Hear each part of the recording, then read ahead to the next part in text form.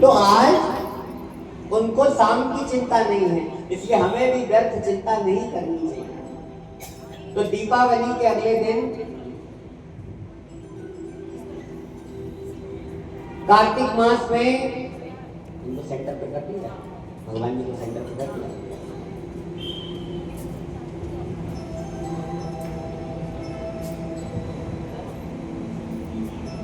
एक बार राधे राधे बोलो, जोर से बोलो। आज दीपावली के अगले दिन कार्तिक मास में समस्त ब्रजवासी इंद्र की पूजा करते हैं।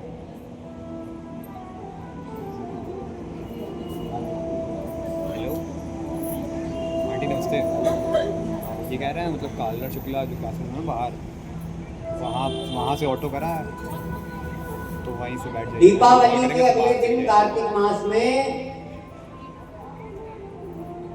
हेलो समस्त ब्रजवासी हेलो इंद्र की पूजा करते हैं। आज इंद्र के अहंकार आ गया।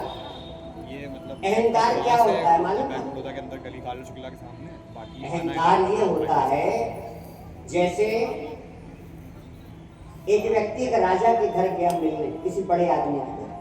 ध्यान से सुनना, अब एक शब्द पे ध्यान देना, कोई बात मत करना, मोबाइल साइलेंट कर लेना, क्योंकि आपकी हल्की सी आवाज हमारी कथा को बाधा पैदा करती है। इसलिए अगर आपको बात करनी है आप उनके पीछे चले जाइए और फिर आकर के बैठ जाइए। थोड़ा दूर दूर होके बैठा करो, चिपक के नहीं बैठा करो। एक बार राधे राधे बोलो। अब ध्यान से बोल रहा हूं, किसी दूसरे को कह दे रहा हूं, ठीक है? आप एक राजा के घर गए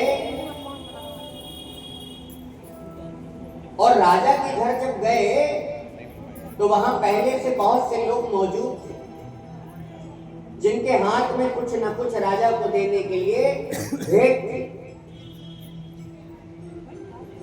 और जब भेंट थी तो आप जब पहुंचे तो आपका हाथ खाली था।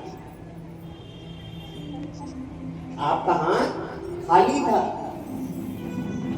अब आप चिंतित हो गए कि हम तो कुछ ले ही नहीं गए उसके लिए। कह रहे बाहर ही आ जाइए, बाहर है। तो आपने क्या किया आपको कि वहां पर एक सीढ़ी करनी थी बड़ी सी, ध्यान से सुनना, कुर्सी दूसरा निकालो, उसको उतार लिया और ये सोचा जब राजा आएगा तो मैं उसको ये सीनरी दे दूंगा। राजा आए, सबने कुछ न कुछ उपहार दिया। कोई आए तो जा कौन दिक्कत नहीं बैठा। वाह।